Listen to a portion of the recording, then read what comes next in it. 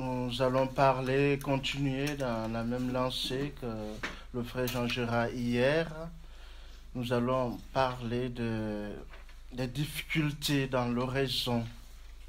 Voilà, il en a touché hier, il a introduit hier.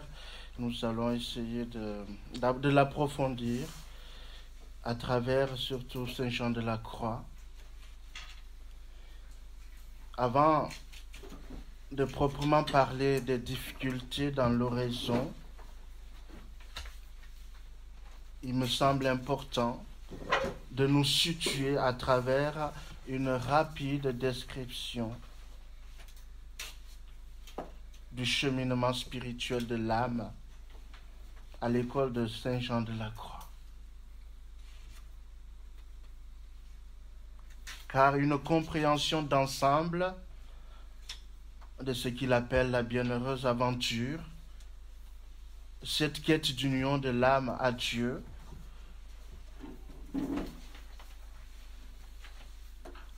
ne peut pas se comprendre parfaitement si on étudie simplement les difficultés à part. Il faut les situer dans cet ensemble. L'étude particulière des difficultés perd quelque peu sa pertinence et ne permet pas de faire bien ressortir le dynamisme qui les fonde, le dynamisme qui fonde ces difficultés.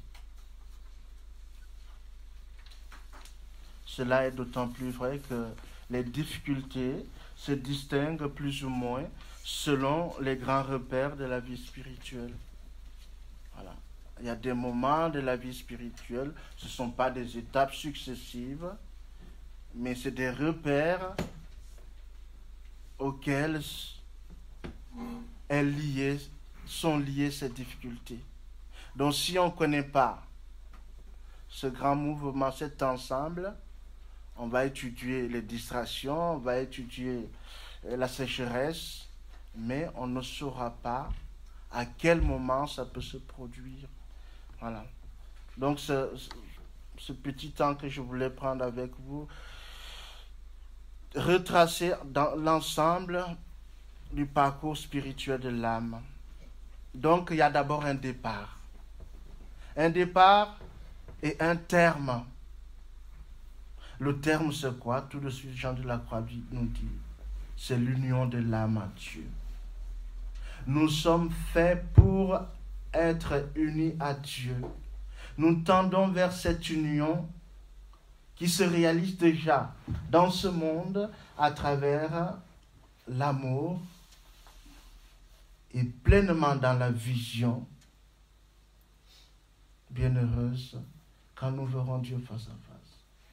Nous sommes destinés, l'âme est faite pour être unis à Dieu. Voilà. Donc c'est le terme, tout de suite Jean de la Croix nous situe là.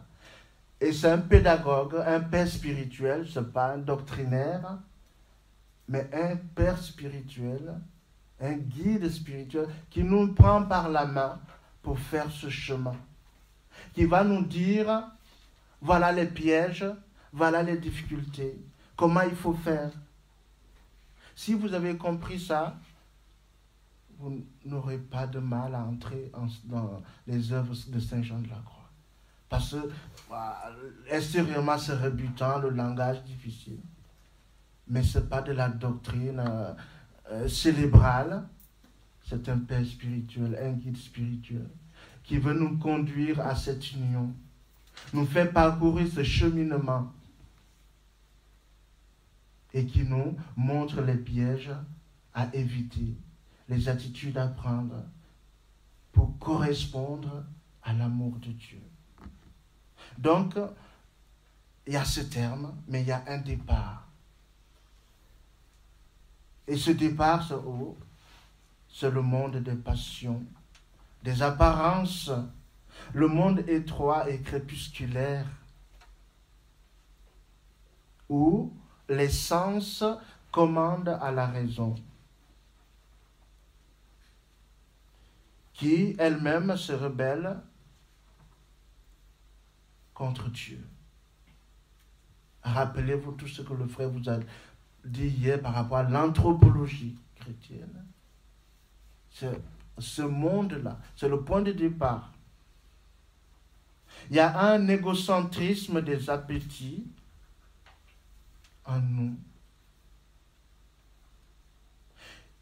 Une certaine déviation du sens du créé. L'âme est comme aveuglée et ne reflète plus l'image de Dieu. Le devenir de l'homme est paralysé et il recule même.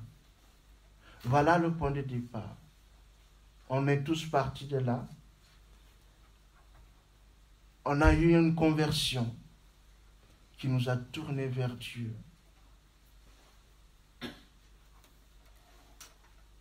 Et on a appris nous-mêmes, par nous-mêmes, à quitter tout ce qui faisait notre bonheur, notre complaisance. Et c'est ce que Jean de la Croix va appeler la nuit active, la purification active et des sens et de l'esprit. Quand on s'est converti, alors quand bien même qu'on était ancré dans le monde, on se complaisait dans des choses du monde, les soirées mondaines et ceci. On va commencer à ne plus désirer ces choses. Ça ne nous dit plus rien. Les invitations, on y va, mais on n'y prend pas goût. Il faut répondre par courtoisie, pour maintenir la relation familiale. Mais ce n'est plus ce qui nous porte beaucoup. Donc, il y a un travail qui, par nous-mêmes, moyennant le soutien de la grâce, qui nous fait quitter tout ce qui faisait notre plaisir. C'est la nuit active des sens. C'est nous-mêmes qui nous efforçons à quitter ces choses pour Dieu. On fait le vide, non pas pour faire le vide, mais pour laisser de la place à Dieu dans notre vie. Et quand on était peut-être porté à lire des romans policiers, beaucoup de choses, voilà. On nourrissait notre intelligence par beaucoup de choses. Et là, on va prendre goût à la parole de Dieu. Il y a un travail qui se fait au niveau de l'esprit. Notre volonté va se porter vers Dieu. Notre mémoire va, s'atteler à refléter l'image de Dieu. Donc, il y a un travail qui se fait de manière active au niveau des sens et au niveau de l'esprit. C'est la nuit des sens, la nuit active. Mais ce travail par nous-mêmes ne peut pas suffire pour nous ajuster à Dieu, pour nous articuler bien à Dieu. Il faut que Dieu vienne au secours. Dieu seul peut nous adapter pleinement à lui. Donc, Dieu va prendre la relève. Il va lui-même commencer à faire le travail à notre place. Et là, on subit de manière passive l'action de Dieu, l'action purificatrice de Dieu, l'action transformatrice de Dieu. C'est la nuit passive des sens.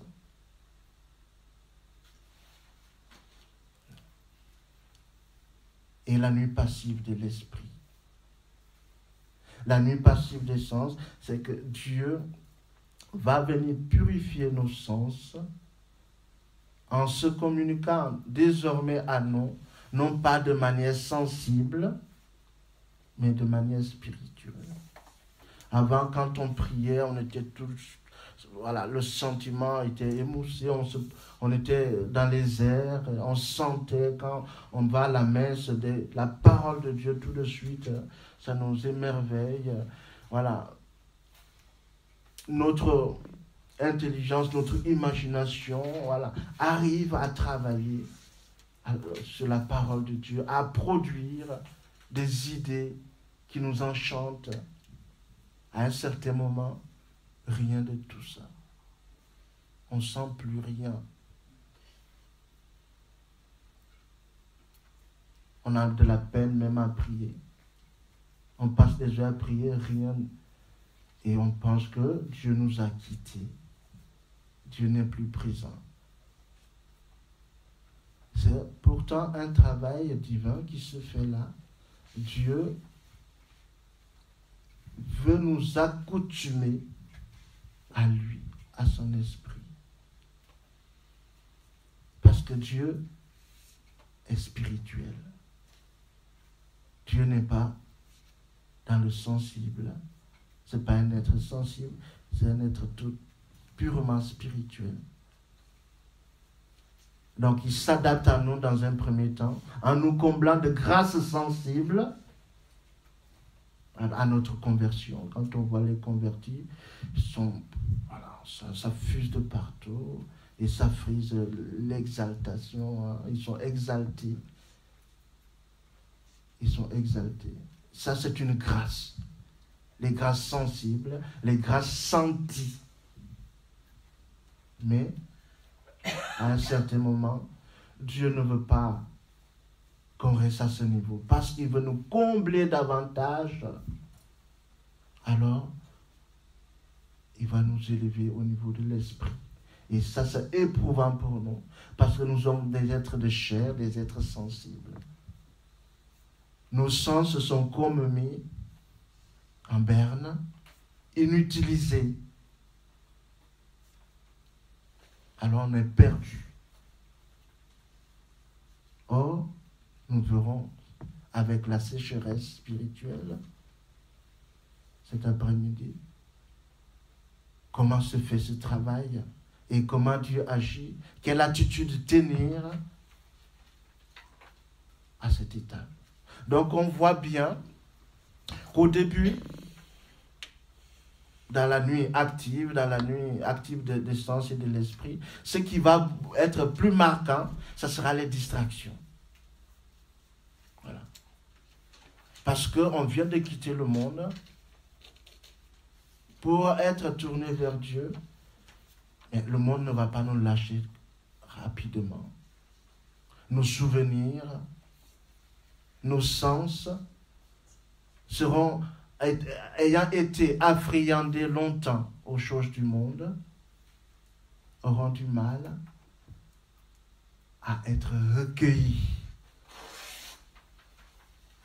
Et à ce deuxième niveau, dans la nuit passive, ce qui sera plus marquant, ce sera la sécheresse. Donc les distractions au début et la sécheresse à ce niveau. Voilà. On a tiré nos sens des choses du monde. On est avancé dans la vie spirituelle, mais le Seigneur veut un approfondissement. Alors, il va mettre en berne nos sens. Et il va les dessécher. Ça sera une sécheresse pour les sens. Ils seront plus utilisés. Mais la distraction peut être à tous les niveaux parce que, comme je l'ai dit, ce n'est pas une progression linéaire, la vie spirituelle. Voilà. Il y a des grands repères, mais ce n'est pas des étapes. J'ai quitté ça, je vais à ça, je vais à ça. Non. Même si on est avancé, on peut vivre des situations de débutants. Voilà, c'est ce parcours, et si on se laisse transformer à travers cette nuit passive, alors se réalise pour nous l'union totale. Donc quand on prend les œuvres de Saint Jean de la Croix, la nuit obscure sera cette première étape où l'âme par elle-même, voilà, travaille à sortir des choses du monde.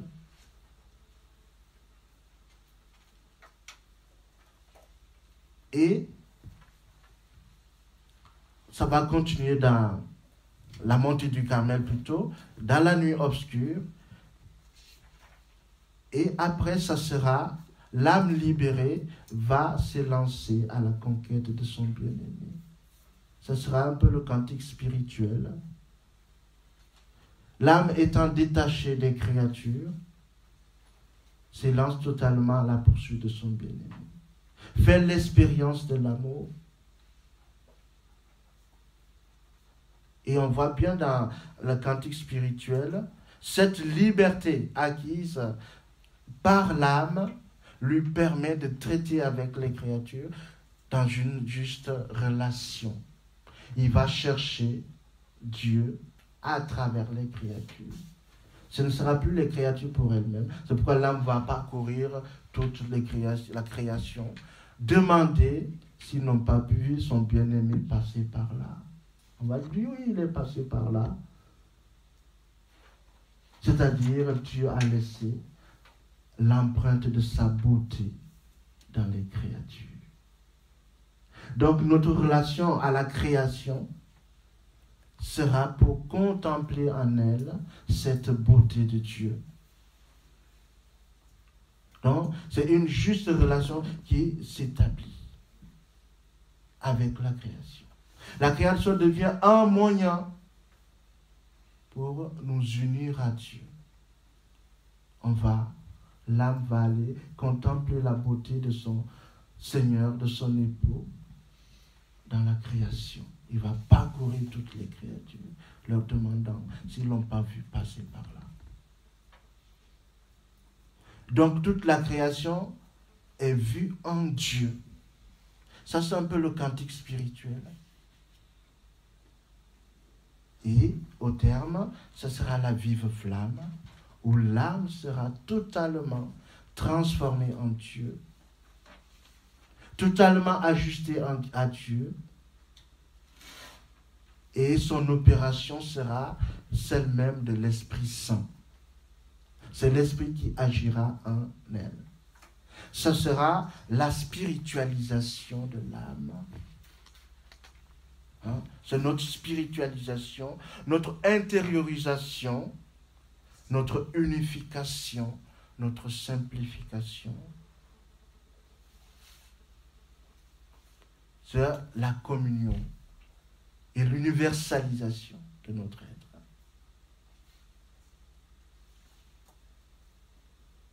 Et c'est ce processus qui est au terme de notre vie spirituelle. Arrivé à ce niveau, une seule chose reste, c'est que l'âme aspire à ce que le voile soit déchiré, qu'il contemple enfin son bien-aimé. Voilà. La mort n'est plus une rupture, mais une ouverture à la contemplation. Le voile reste très très fin. On est pleinement unis à Dieu, mais cette union n'est pas encore la vision. Alors l'âme a hâte d'être unie à son bien-aimé.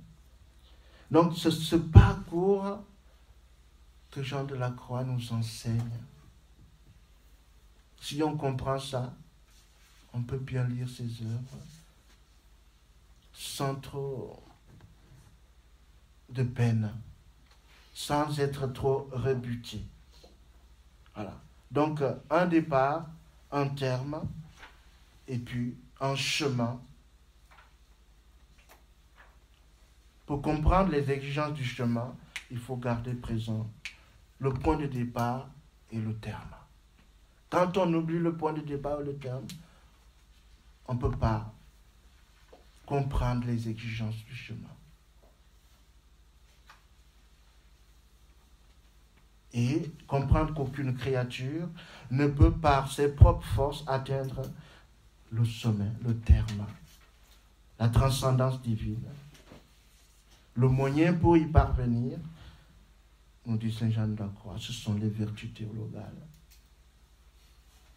Ce chemin, il s'agit du chemin de la recherche de Dieu.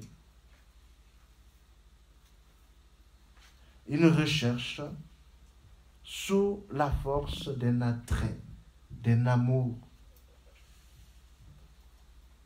Une recherche à travers une nuit obscure. La nuit de la foi, qui s'achève dans la rencontre divine. Et c'est parce qu'on cherche Dieu à travers la nuit, on va renier tout le reste pour aller à sa recherche. Jean de la Croix dit, l'âme doit sortir par l'affection de toutes choses. Le reniement de toutes choses, de la création, ce n'est pas un rejet, ce n'est pas un mépris. C'est sortir de toutes choses par l'affection. Voilà. Ce détachement du cœur. C'est s'évader de tout ce qui n'est pas Dieu.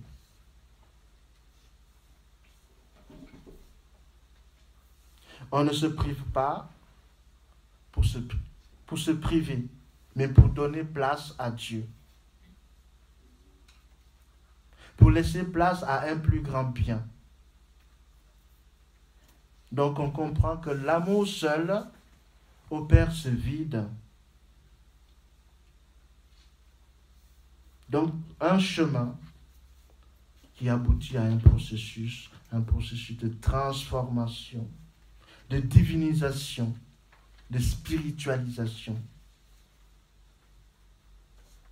Et à ce niveau de spiritualisation, l'esprit humain devient assez souple et assez pur pour être mu purement du dedans par l'Esprit Saint. C'est la vie contemplative. Voilà. Vous entendez parler de contemplation, un grand mot, mais c'est simplement cette souplesse, cette pureté qui fait que on est totalement mu par l'Esprit Saint. C'est notre vocation baptismale. Ce n'est pas pour des gens extraordinaires. Ce n'est pas pour une élite. C'est pour tout chrétien. Voilà. Arrêtez de penser que l'oraison, ce n'est pas pour vous. Non. Il n'y a pas de spécialiste de l'oraison. Ça entre dans notre vocation baptismale. Nous sommes faits pour être unis à Dieu. Pour vivre cette adoption filiale. La filialité en Dieu. Voilà ce que le baptême a généré en nous, a initié en nous et qui se développe progressivement. C'est la grâce baptismale, la vie de prière. Ça fait partie. Rappelez-vous, quand Jésus sort de l'eau du baptême, il se mit à prier. Voilà. Dieu confirme sa filialité et la manière de vivre notre filialité à l'égard de Dieu, c'est cette relation de prière.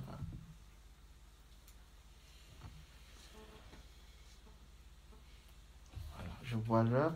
C'était bien de voir un peu ce parcours parce que sinon, on prend des aspects simplement et après on est perdu. On ne sait pas pourquoi.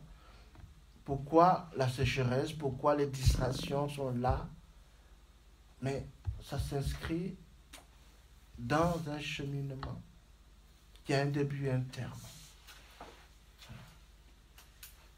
Savoir pourquoi la vie nous aide à choisir un mode de vie.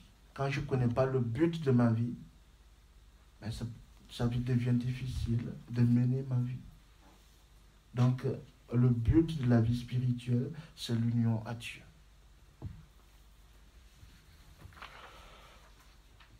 Ça, c'était un prélude assez long. Maintenant, les difficultés dans l'oraison. Je dirais qu'il y a deux catégories de personnes qui font oraison. ceux qui passent tout le temps de l'oraison à lutter contre les distractions. Et ceux qui font oraison malgré les distractions. Et nous devons faire partie de cela.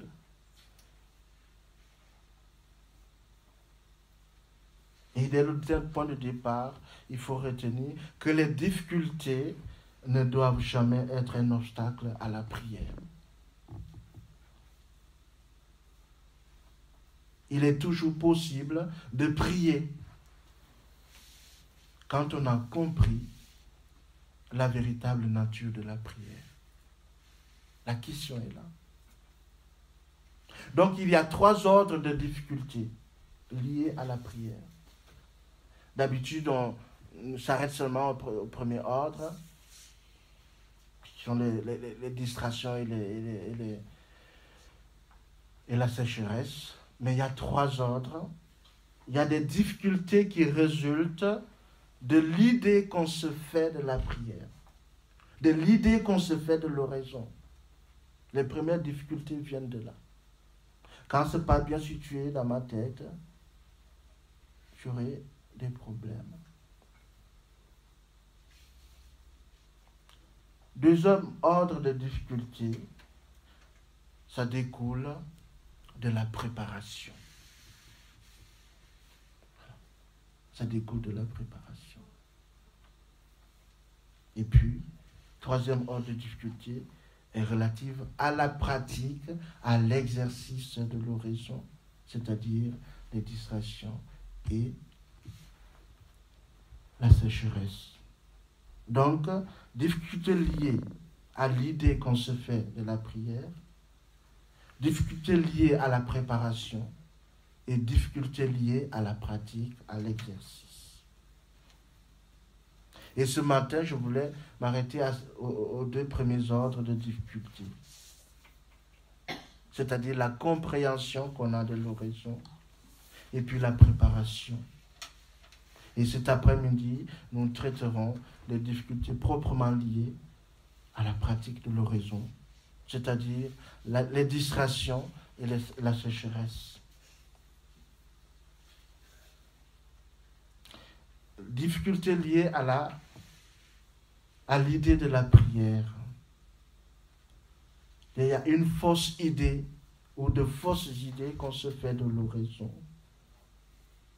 D'abord, ce n'est pas un exercice de relaxation, de détente. On n'est pas là pour s'efforcer, se concentrer pour être zen.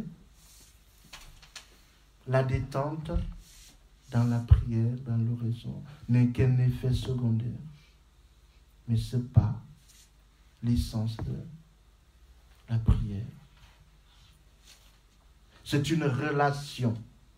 Le Père Jean-Gabriel vous a parlé de ce que c'est que l'oraison. C'est une relation. Ce n'est pas une technique. Il y a des techniques de maîtrise de soi. Des techniques de recueillement bouddhique, oriental. Ça existe. On n'a pas besoin d'être en relation avec Dieu pour vivre de ça. La méditation de pleine conscience. Non, ce n'est pas une technique. L'oraison est une prière. C'est-à-dire une relation avec Dieu. Entrer en relation avec Dieu, s'entretenir avec lui, faire grandir notre relation avec lui. L'oraison consiste à porter notre relation croissante avec Dieu au niveau de la pure foi. C'est ça. Au niveau de la pure foi.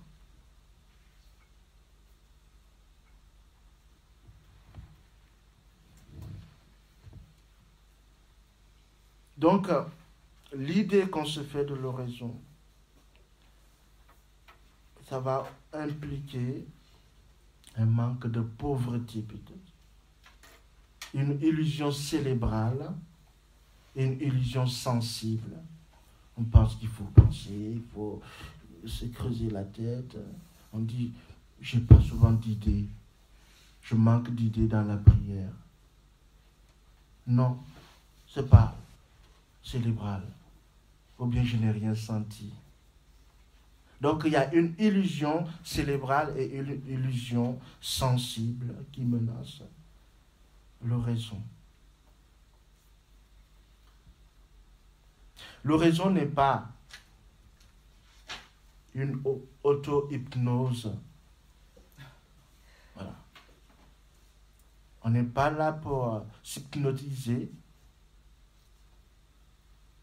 C'est un silence intérieur. Ce n'est pas charismatique non plus. Ce n'est pas un don exceptionnel. Ce n'est pas le fruit des miracles.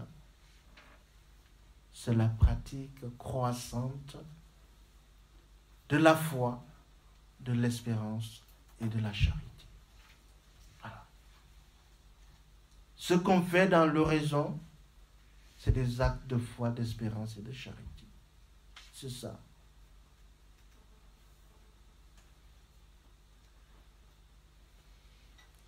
Ce qui implique la purification, la guérison et la sanctification de notre âme et de ses facultés. Parce que pour croître dans la foi, l'espérance et la charité, il nous faut cette purification, cette guérison, cette sanctification de notre âme et de nos facultés.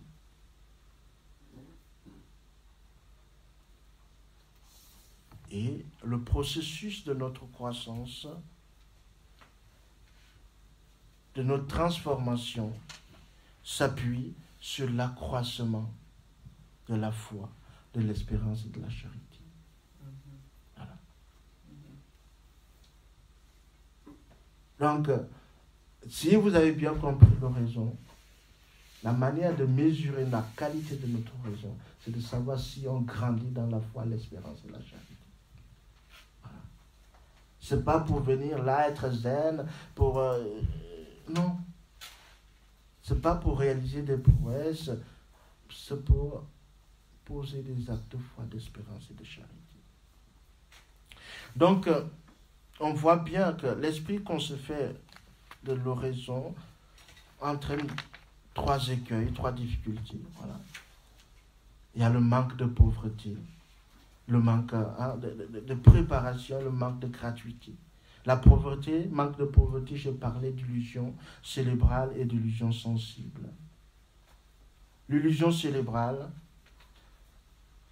c'est que l'oraison, pour prier, il ne suffit pas d'avoir des idées.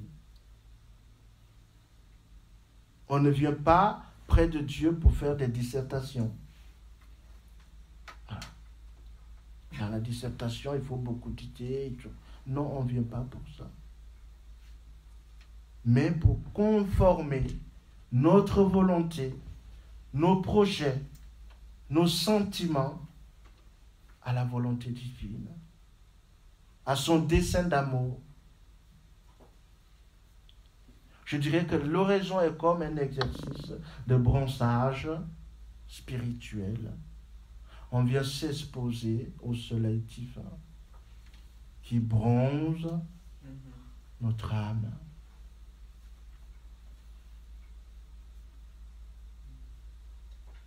Donc ce n'est pas une question d'idée. Cela ne veut pas dire qu'il ne faut pas penser. Voilà. Il faut un équilibre.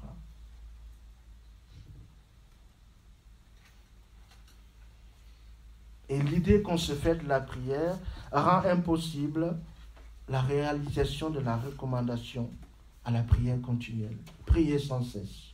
On se dit, mais ce n'est pas possible. Ça dépend de l'idée qu'on se fait de la prière.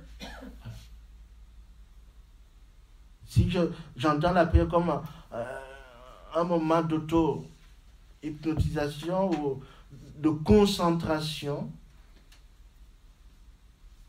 c'est impossible de prier sans cesse.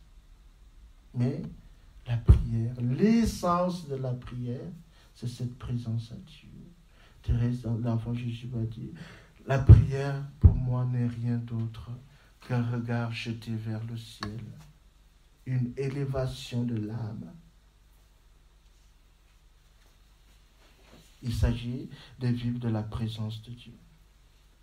Et c'est ce que nous révèle ce dialogue du curé d'Ars avec son paroissien, qui lui dit, et monsieur le curé, je ne lui dis rien, je l'avise et il m'avise.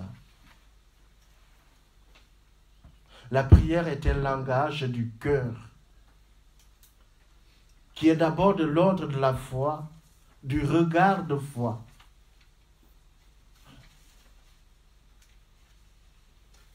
C'est une attitude intérieure, une disposition à la présence de Dieu, à l'accueil de sa grâce.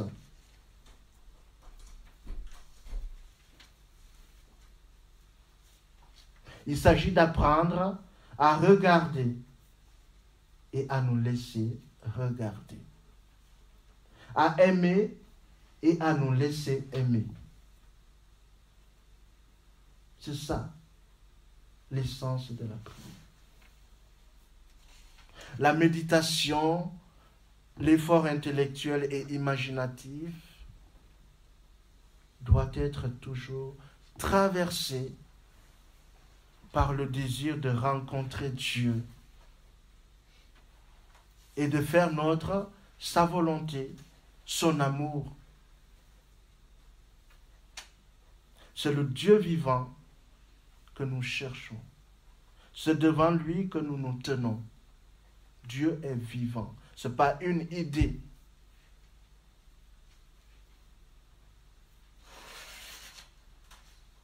Nous n'allons pas à la prière pour notre culture intellectuelle, mais pour dire à Dieu que nous l'aimons et que nous savons qu'il nous aime. Nous y allons pour nous conformer à lui. Thérèse d'Avila dira, il ne s'agit pas de beaucoup penser, mais de beaucoup aimer. Je veux absolument que vous sachiez que pour beaucoup, avancer sur ce chemin et monter aux demeures que nous désirons atteindre, il ne s'agit pas de beaucoup penser, mais de beaucoup aimer. Donc, tout ce qui vous incitera à aimer davantage, faites-le. Voilà. Ce n'est pas tout ce qui vous incitera à penser davantage, mais à aimer davantage.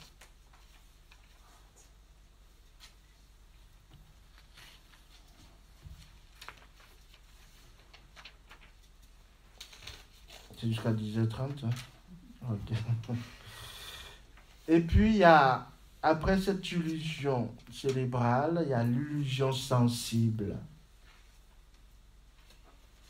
Il y a un grand risque de nous rechercher dans notre sensibilité et de croire que notre prière n'a de valeur que si nous avons senti quelque chose. Nous sommes friands des forts états d'âme. Et souvent, nous nous complaisons dans la projection sensible de nous-mêmes. Voilà. Je me sens dans cet exercice, dans cette pratique. Or, la prière chrétienne n'a pas sa fin en elle-même. On ne prie pas d'abord pour se retrouver soi-même, mais pour se donner. Pour entrer dans le dessein de salut divin qui nous dépasse. On prie pour nous perdre en Dieu.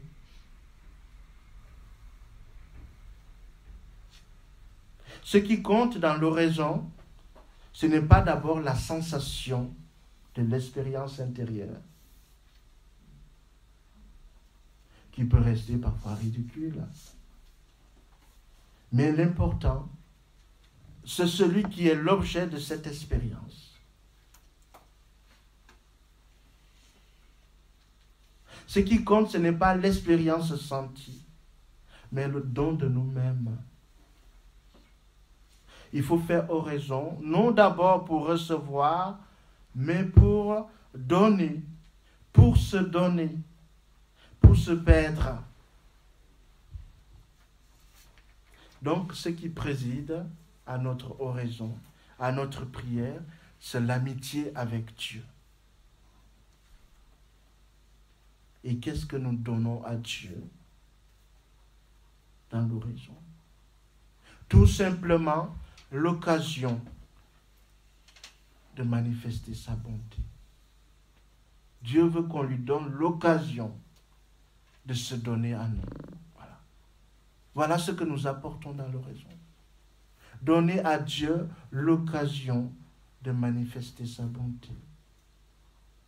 Se faire disposition à sa grâce, se faire accueil et capacité à sa présence. Voilà tout ce qui nous est demandé. Et nous devons prier sous la motion de l'amour et non par le fait qu'il nous est agréable le contact avec Dieu. Voilà. Pas parce que quand je me mets en oraison, c'est agréable. Non, il faut que nous soyons mus par l'amour. Sinon, le jour, ce n'est pas agréable, mais on abandonne. Voilà.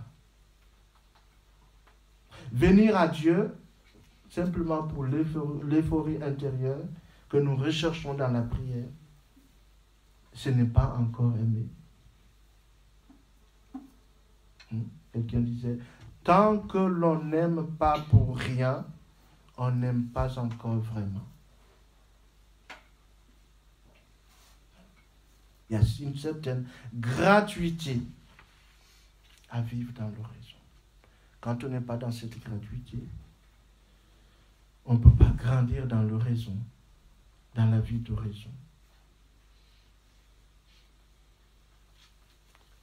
Et l'oraison n'est pas un phénomène parapsychologique et spirituel. Ce n'est pas des questions de lévitation, de paroles inspirées, de visions, d'extase. Tout ça, ce n'est pas l'oraison, ce n'est pas l'essentiel. Toutes ces manifestations extraordinaires, ce n'est pas l'essentiel. Jean de la Croix, Thérèse d'Avila, ont eu tout ça, non pas parce que c'est ce qui faisait le cœur de leur vie, mais parce qu'ils avaient simplement la mission de faire comprendre, d'enseigner ces choses à l'Église. Donc, ne faisons pas consister l'oraison dans ces choses extraordinaires. Non. Ils avaient cette mission. Donc, il fallait qu'ils fassent l'expérience pour être capables de l'expliquer.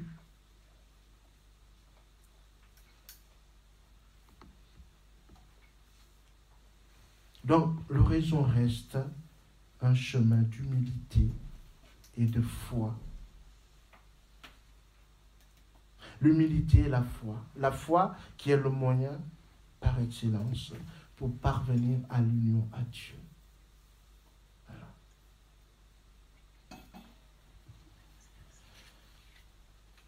Ça, c'était les difficultés liées un peu à la compréhension qu'on a de prière, de l'oraison. Le frère Gabriel vous parlera des différents degrés d'oraison. Vous allez mieux comprendre un peu. Ce que c'est que vraiment l'oraison. Il y a des difficultés liées à la préparation. Ça nous reste 10 minutes. Se préparer à l'oraison, se faire pour Dieu ce que nous avons soin de faire dans nos commerces avec les créatures qui ont une certaine éminence, une certaine autorité. quand j'ai rendez-vous avec le président de la République, ou même le maire, ou quand je reçois l'évêque, je corrige ce qui, dans ma personne, dans ma tenue, pourrait lui déplaire plutôt.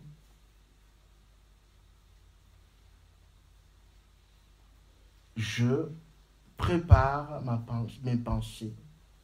Je compose à l'avance mon discours. Je me recueille afin de me posséder pleinement, d'être parfaitement maître de moi-même. On va aller se voir dans la classe, on va se préparer, on va respirer et tout pour se présenter correctement. C'est ce qu'on fait quand on reçoit une personnalité ou on va rencontrer une personnalité. Hein? On sait tout ce qu'on y met.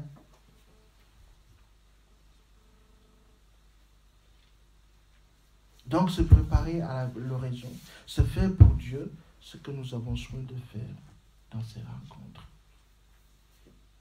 Il n'y a rien de miraculeux. Non. Oui, il est possible qu'il y ait dans tous ces apprêts plus d'habileté protocolaire que de respect. Dieu ne nous demande pas ces protocoles.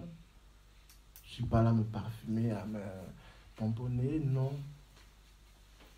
Dieu ne me demande pas ça. Il me demande simplement cette attention. Voilà. On ne va pas rentrer en train de parler avec l'évêque et puis regarder ailleurs et puis avoir la pensée ailleurs. On est attentif aux mots qui sortent de la bouche de l'évêque, de la bouche du maire. On saisit tout le poids de ces mots. C'est ça. On est attentif. Et c'est ce qu'il faut reproduire avec Dieu quand nous allons le rencontrer. Dieu nous convie à l'insigne honneur de communiquer avec lui dans la prière. La prudence chrétienne exige de nous une préparation digne de sa haute majesté.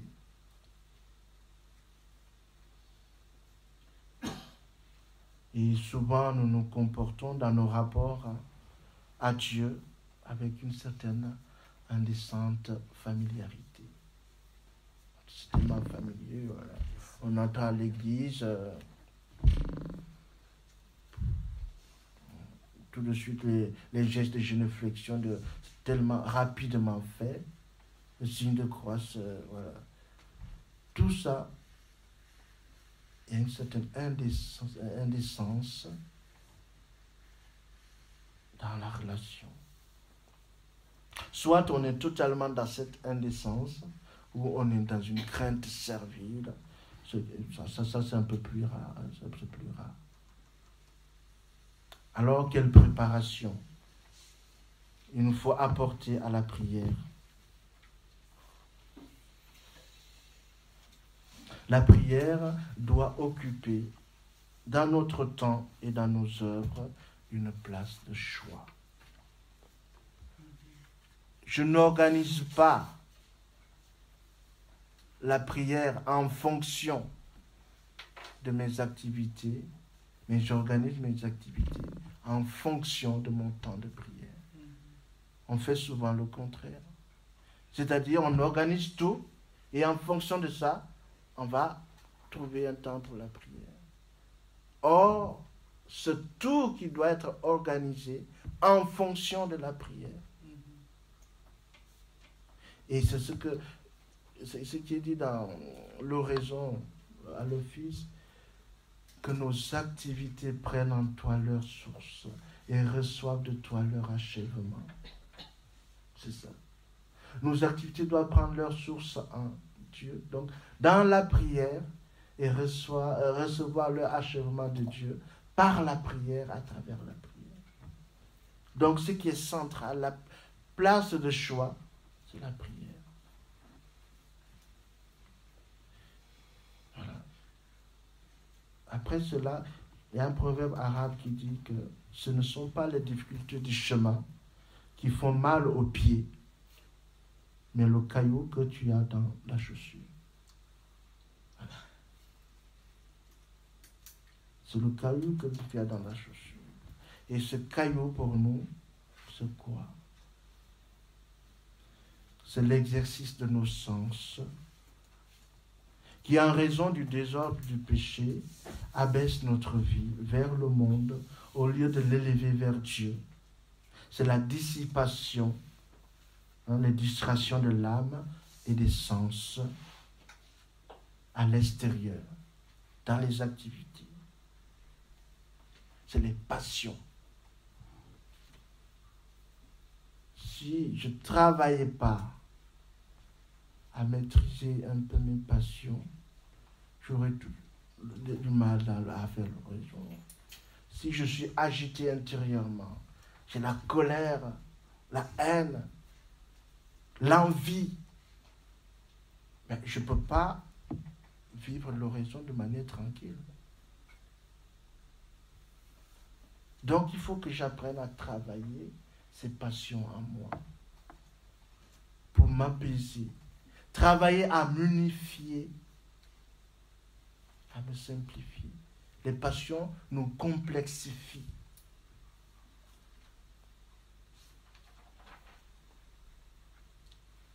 Ça, c'est le premier caillou dans notre chaussure. Le deuxième caillou, c'est nos activités. Le tumulte, le mouvement fiévreux et vertigineux.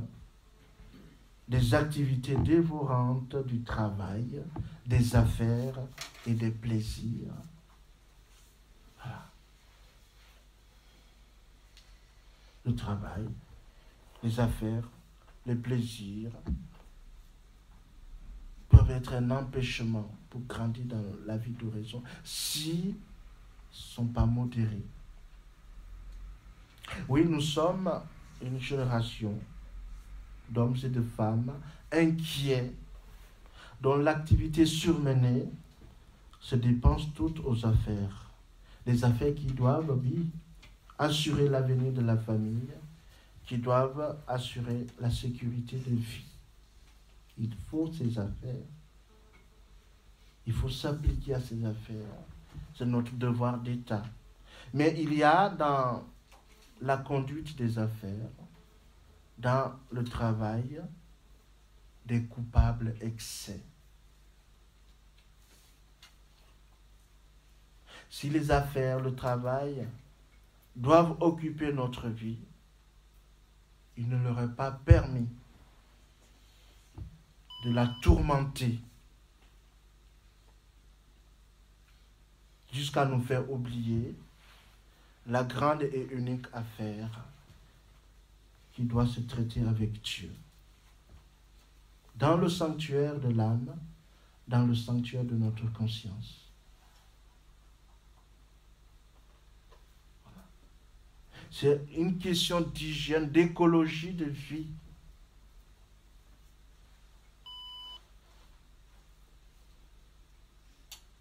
Ça, c'est le premier caillou. Et le deuxième caillou, la place trop importante qu'on donne aux activités, aux affaires. Troisième caillou, c'est le manque de nourriture. Nous sommes sous-alimentés spirituellement.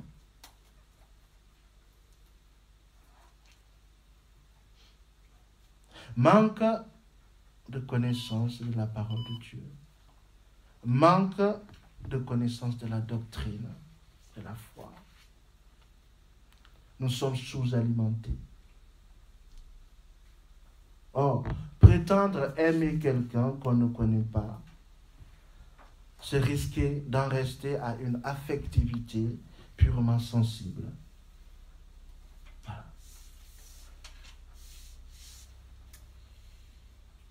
Un amour n'est vraiment spirituel que s'il sait faire passer la vraie connaissance de l'autre avant sa propre satisfaction affective.